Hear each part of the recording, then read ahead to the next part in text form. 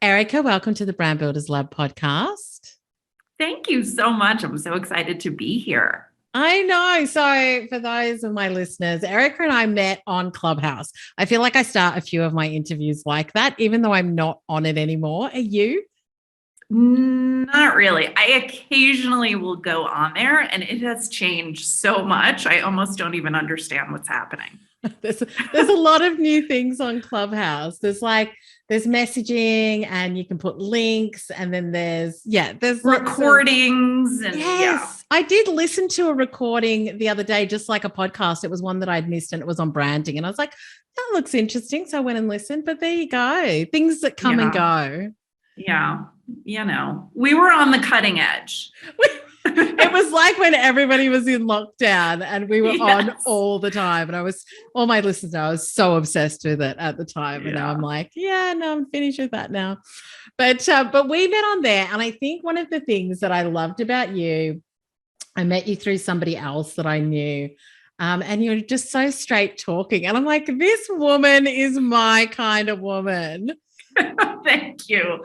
Yeah, I'm big on the real talk. I always keep it real. I tell it like it is. I often say to my clients, if you're looking for that like warm and fuzzy type coach, I am not your girl. Yeah, but so if you're looking for some real deal, gonna always tell you how I'm feeling, share my opinions. That's what I'm all about. Yeah, so good. Yeah, like right here. I'm all about that. My clients are like, you gave me a butt kicking, but it was like a loving one. Just always done with love, but not here to pansy and that sort of thing. But listen, for my audience, can you just tell me a little bit about you? So I love your Instagram. I'm absolutely obsessed with your Instagram. I did say to Erica, I was like, when I watch your Instagram, I'm like, I'm waiting for the next episode. Yes, I loved that so much. Because I think you use it in a really different way. But before we dive into that, I was also watching a live that you did on your story. And I do love people's stories, how they got to where they are. So I'd love you to share a bit of that, because you've kind of come from a bit of a different background, which includes, can I say, a Sex and the City mention as well. Yes. Oh my gosh. Well, that's going real far back, but we can do it. I am here for it. So my first job, I moved to New York City. Gosh, I think it was in 2000, the year 2000. This is how old I am. And the first job I got was working for the real life Mr. Big from Sex and the City. So this was not Chris Noth, the actor. This was the man who his character was based on when Candace Bushnell, who wrote the show, wrote her book originally. And it was a year and a half of like one of the wildest rides I have ever had in terms of my corporate job history, but it was lots and lots of fun. So that's kind of my Sex and the City claim. I love it. When I heard that, I was like, oh my God. But obviously it's never as glamorous as what we think it is. No, it was a lot of hard work. It was a lot of getting yelled at. It was intense, but it was one of those like classic, New York City kind of right out of college type of jobs. Fun. Yeah.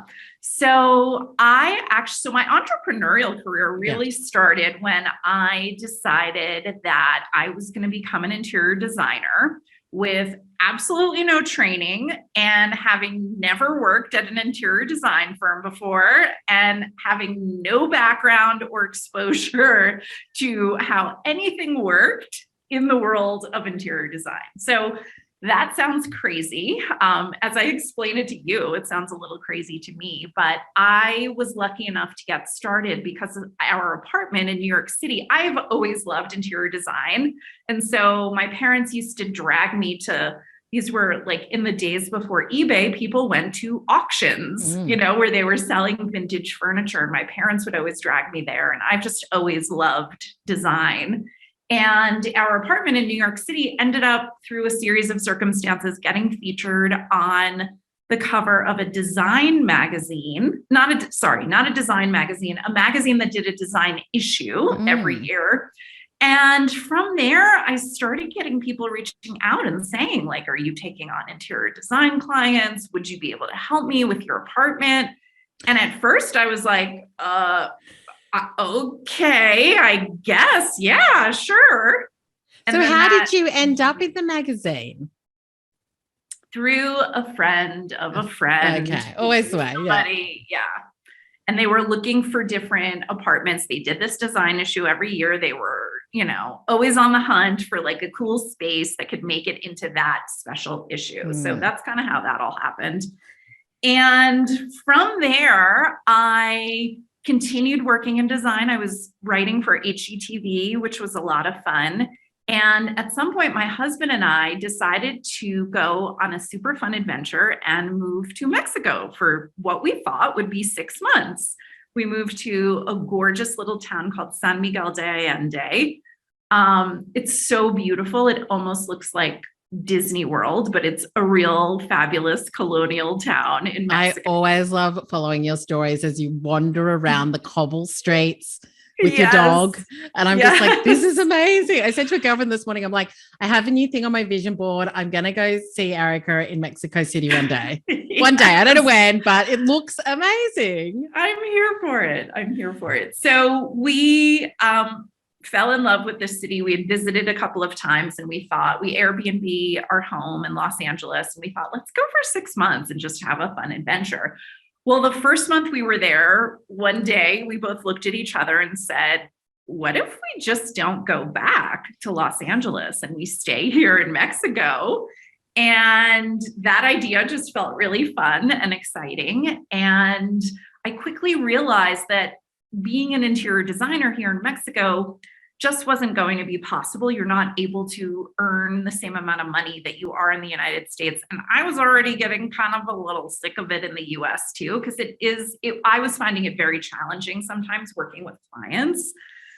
And so my coach at the time, I had been talking to her about this idea of potentially working as a coach as well. And she basically dared me one day to go onto my Instagram stories and share that I had 10 spots available for one-on-one coaching. I was working with other interior designers who were going to be building their business the way I did. And at that point, I had figured it out and I was fairly successful. And so I wanted to share that with other people who wanted to do the same thing. And in the first week, I sold out all my spots. And yeah, it was crazy. And I quickly realized, like, I love this coaching thing. This is lots of fun.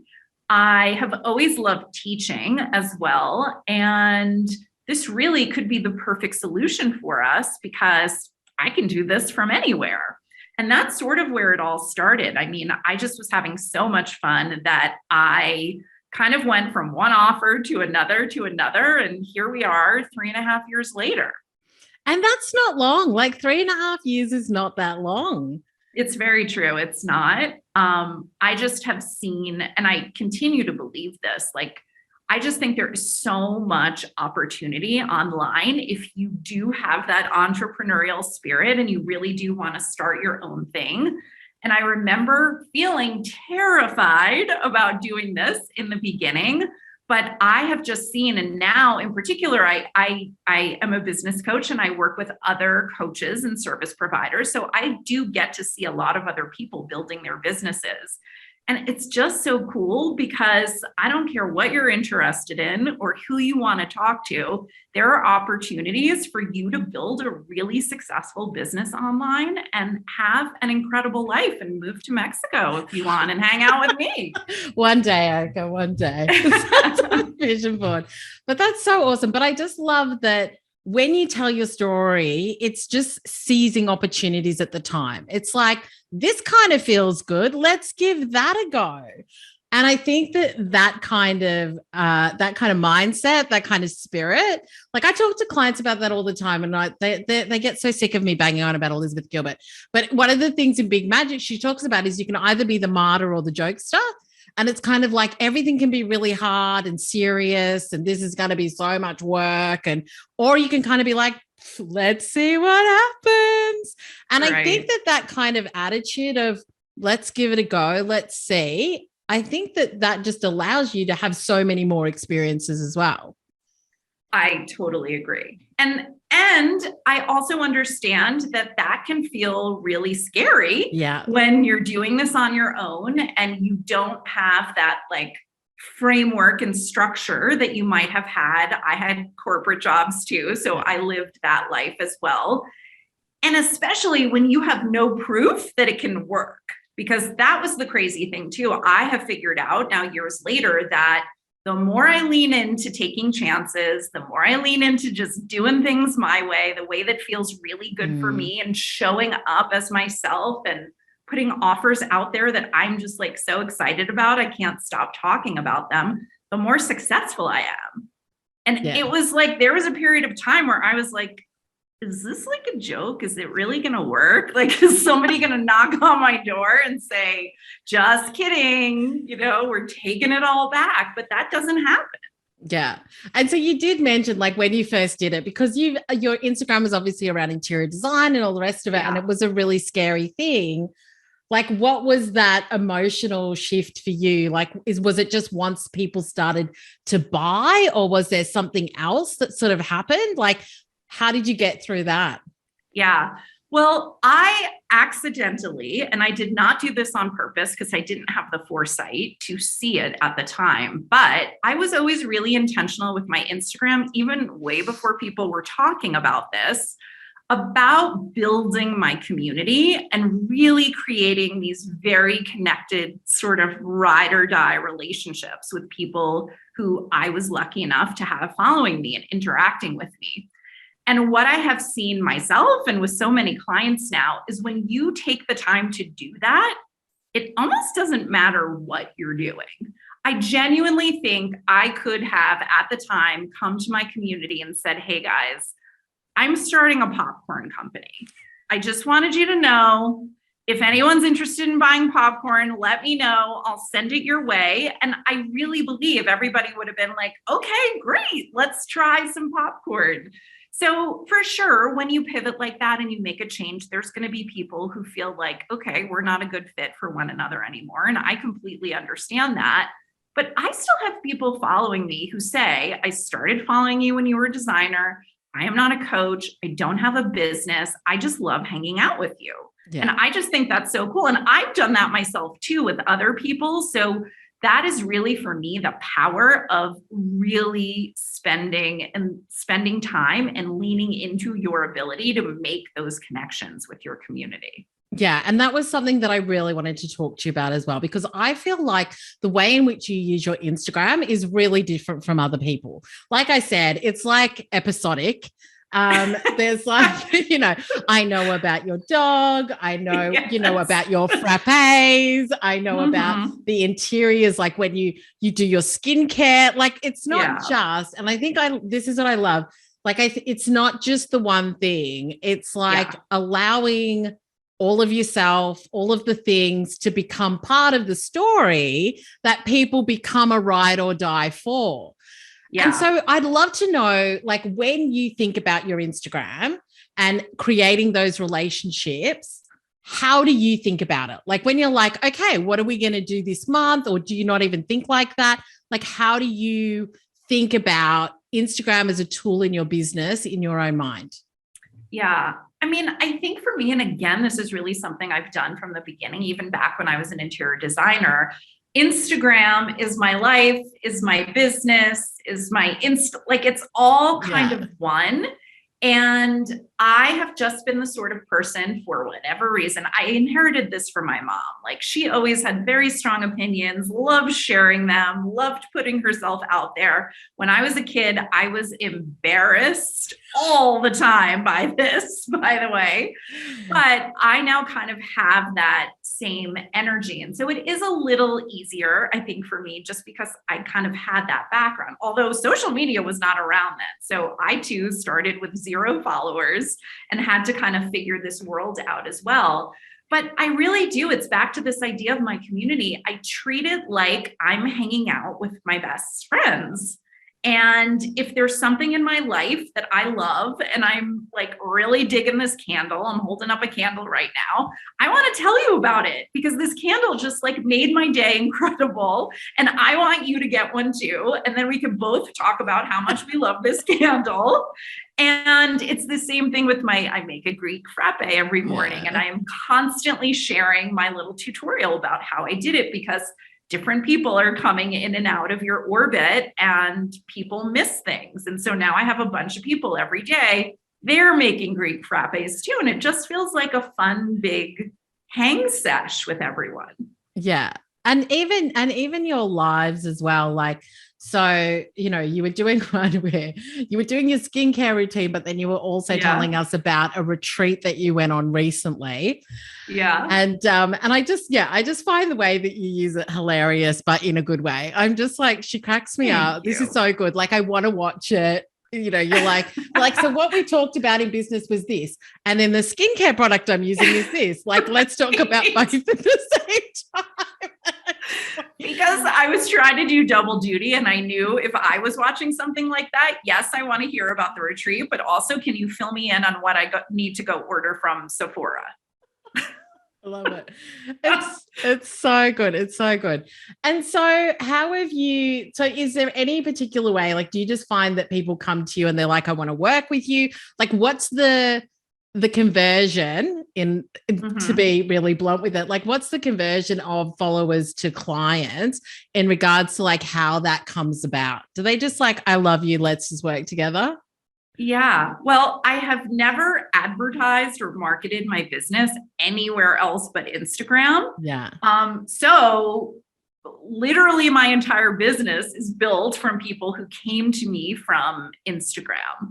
Back when I was an interior designer, I would definitely sometimes get referrals and sometimes coaching clients will refer me, but really everybody has come from Instagram. And so the conversion has been amazing. And I've definitely managed to connect with the sort of people that, no matter what I'm selling, I always manage to find the person who wants to buy it, which has been fantastic.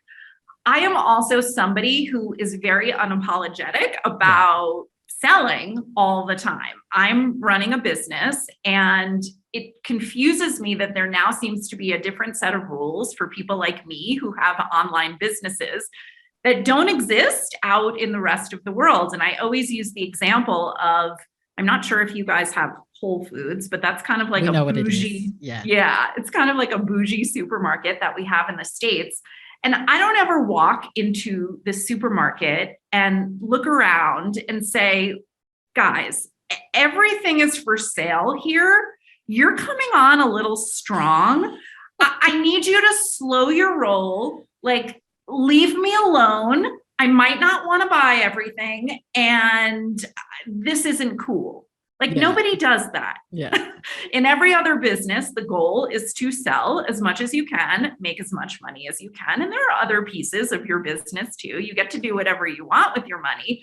But it's very annoying to me that there is this vibe around those of us who have online businesses that, encourage us to like tiptoe around the idea of selling something and we don't want to bother anyone. We don't want to come on too strong. And I do think a lot of that is related to being a woman of a certain age. And I know being a woman in general, I think. Yes.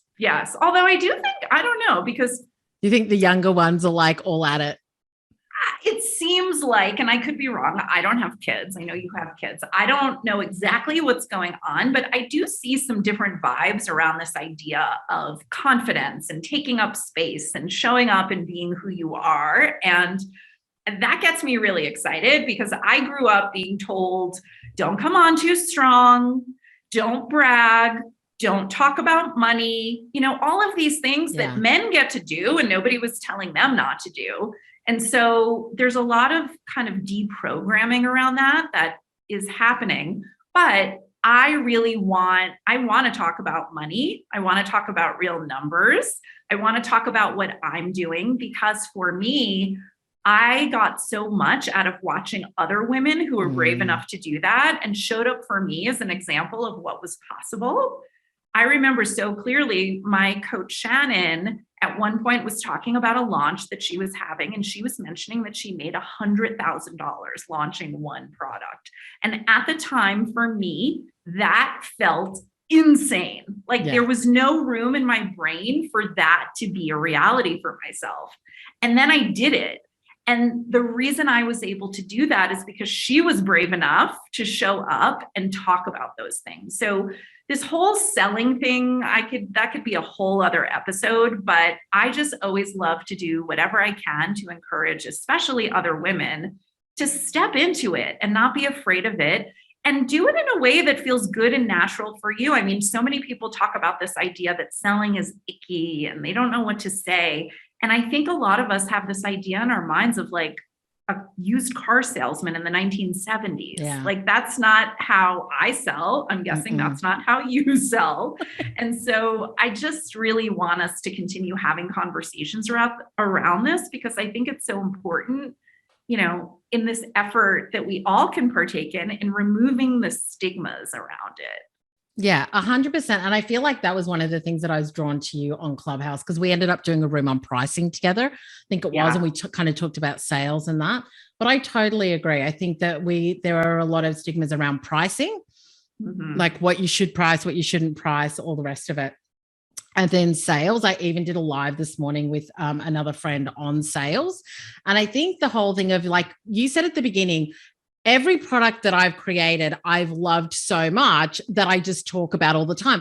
And I think that's what the shift needs to be, is that a lot of times people are like, here's my product, do you want to buy it? Like, and that's it. Whereas when you really understand what the transformation, the opportunity, like you get excited about what your clients are going to get when they work with you, it's just a totally different energy. I don't even feel like you're selling anymore. You're just like opening the doors. Good, it's working. All the possibilities that your clients could have, and how much fun it's going to be, and how awesome like to work together is going to be as well.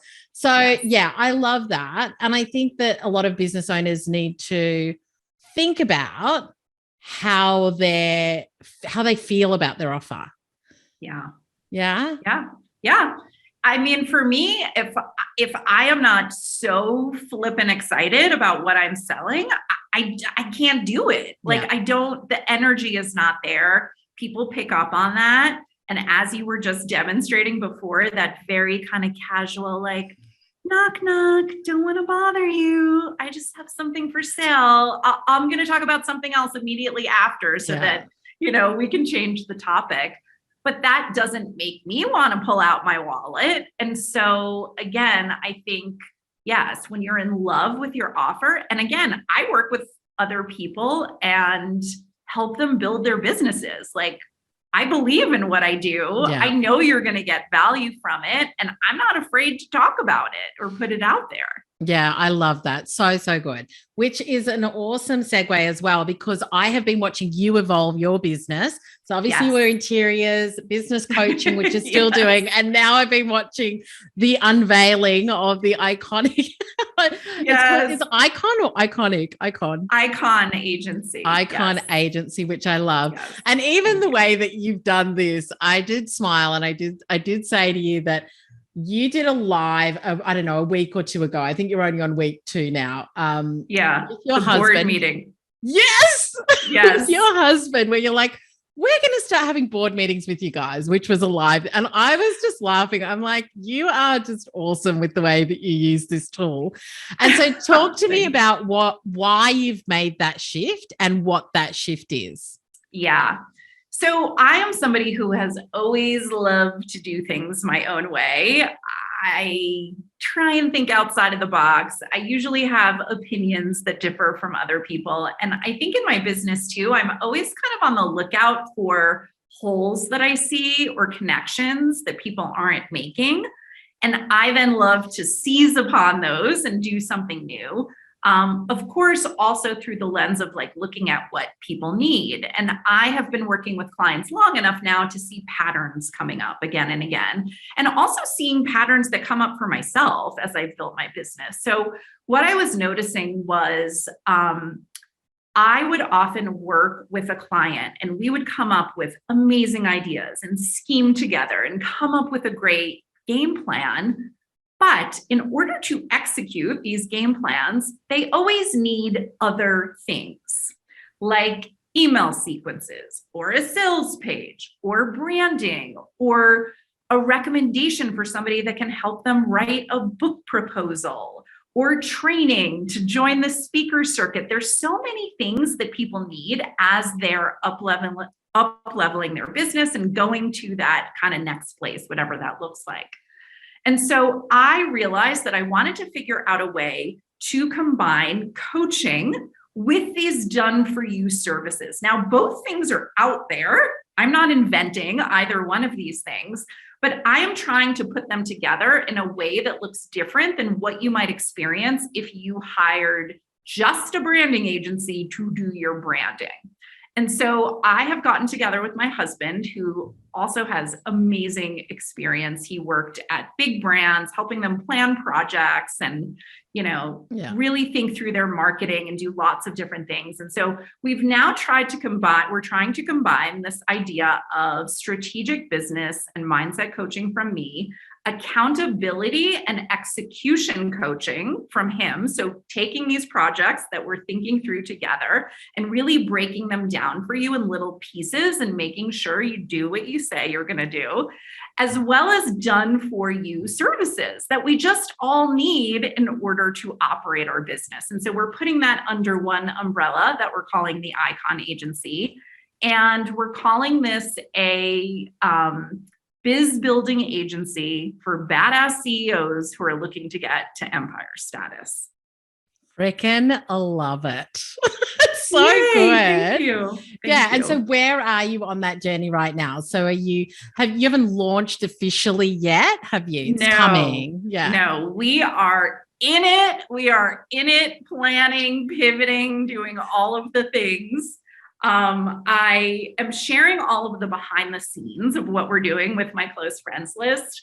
And today I thought, you know what, I'm just going to write out a list of all of the things that we're working on right now and that are swirling around in my mind. I'm going to share it tomorrow. I'm literally just going to read through the list. And myself, my brain was about to explode. So I want to specifically do this just to show people that when you make a big pivot like this, it's a lot of work. There are a lot of balls in the air. You're often making investments in things that you aren't normally doing. We've got a lot of money going out and not necessarily a lot coming in right now because we're not selling other things. So we're in the process of getting this all together. And then we're going to officially launch early this summer. So in the meantime, we're just putting all the final touches on it all. And as you mentioned, we're doing these board meetings. I really wanted to use this opportunity to document what we were doing because I always love to kind of go through it myself and then share what I learned with other people, because why should you have to go through it if I'm going through it? So we're really having a blast, just, as we go along, sharing all the things we're doing and learning and investing in and focused on and using it as, again, another opportunity to make those connections with our audience and our community.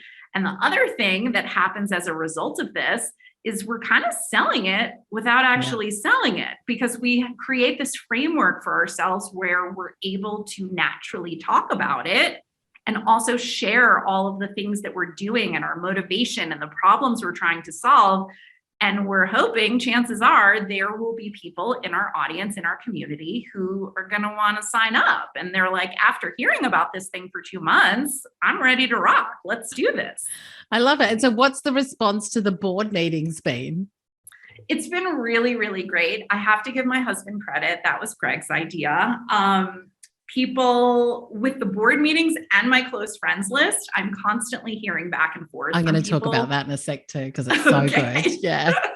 But yeah, people are really excited. The challenge that we have right now, which I share all the time, if you're somebody like me and you're always coming up with the weird ideas and like your friends and family around the table are giving you looks when you're sharing what it is that you're working on, you do often have this extra responsibility of helping people really understand what you're trying to do. Because when you're doing something new, you get it, you've got this great idea, but you really have to work to help to get the people around you in your community to understand what the thing is.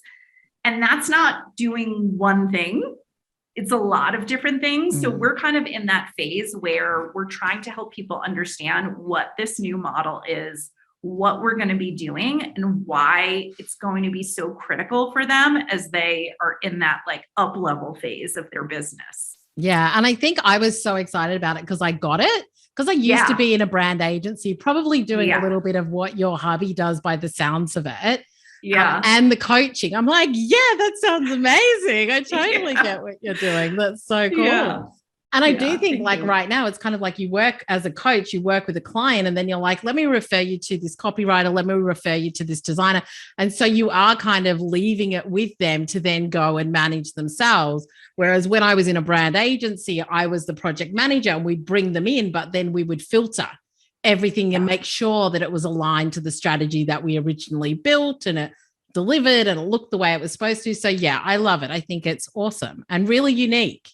Thank you. Yeah, we're super excited about it. So again, we're in experimental mode. We'll see how this goes, but I love doing new things like this in, my business and my life, just because it's fun for me. And I love that you share it as well. I think that is so, it's like, we do love people where they give us the behind the scenes and the insights rather than just the big ta-da moment. It's kind of like, come with me through the messy middle and let's see where we go. And I think that ride or die, that connection, that community, I think people love to be part of that. Yeah. So good. And so one last question, because I'm also conscious of time, is you have a close friends list, which obviously I'm on. And I do love it. So it's just content that you share with people that have made you a close friend. Yeah. And so what made you think of that? How's that worked? What have you found? Yeah. Well, I have used my close friends list now for quite a while before really people were talking about it as a means to sell my offers. And what I have found is, and I've used it in a variety of different ways. I even created a mini course about it just to teach other people how to do it too. But what I have found is if you're really strategic about it and you use it in the right way, you end up creating almost a wait list of people for your program directly on Instagram without anyone having to go anywhere else. And the idea is no matter what you're using your close friends list for, you don't have to get people's permission to put them on there, but I like to because it then feels like an insidery kind of VIP club. Like you've raised your hand and said to me, I want to hang out with you more. Like, you're cool. I want to see what's going on. And so we're able to kind of more quickly connect and build those relationships together. And based on how I've been using it most recently, which is really offering up this very kind of juicy behind the scenes look at exactly what we're doing in our business. So whether that's sharing like actual, numbers from our backend system from a particular launch or a document that I'm working on or how I'm thinking something through, I'm giving those juicy details to my close friends and not necessarily sharing it on my regular stories because it is a little kind of inside baseball. And if you're not really interested in hearing about it, you're not going to be paying attention. So I have found that my close friends list has been one of the most successful ways that I've been able to leverage Instagram for selling my offers. And that's why I love it so much. That's amazing. That's so good. I remember you talking about this ages ago, close friends, and I had no idea what you were talking about. As in, I just thought you meant like getting people who you knew. I didn't realize it was an Instagram thing. Yes. And then like now obviously I see you use it and have seen you use it for a long time. And I'm like, she's so clever. Thank you. Well, Instagram does a really bad job of like promoting a lot of its different features. So a lot of people don't know about it, but I have found that it is a really kind of unique way. And by the way, you don't have to use it to sell anything. Like I've had clients who use it as a space to talk about the Real Housewives because they don't want to do that on their main stories. And so they're able to connect with people in their community who want to talk about a TV show. Yeah. So good. Yeah. I love it. That's awesome. Well, listen, I'm going to leave it there with you. There is so much more we could talk about. We could just like talk for another half hour or so. But for my listeners, because I do love your stories and I love following thank you and your journey, which is why I wanted to have you on. But where's the best place for them to find you? We'll have all the links in the show notes, but for those walking the dog. Well, surprise, surprise, it's Instagram. So it's just my first name and my last name. So EricaReitman. That's where you can find me. That's where we can hang out. Send me a DM. Let's be besties. And you can tune into the next episode of Erica TV. I love it. It's so good. I do. Sometimes I get a coffee. I'm like, what's she up to today? And off I go. So you're definitely somebody that I love to tap into. And I think that's what I want for my community as well. Like, how do you become somebody that your followers and your community are like, let me go see what she's up to today? And I think it can be a little, like, I feel like your life's quite exciting, or you at least can get out and do things a lot more. And so I think it's just working out how that works for you too, when maybe you're not out and about all the time, but still sharing really great insights in the journey too. Yeah, for sure. One quick trick I will share with you, because I had a client ask me about this today, like, how can I show up like that and make those connections? And so my challenge was, if I could guarantee you, and this will work for anyone listening, if I could guarantee you, you'd be very successful, wildly successful, and make all the money you want. The only caveat is you have to show up on social media consistently. What would that look like? You get to talk about whatever you want to talk about. You get to use any of the tools you want, lives, reels, whatever you want, only the things that you love, none of the stuff that you don't. What would your online presence look like under those circumstances? And sometimes that could kind of help you unlock what it is that you really want to get out into the world.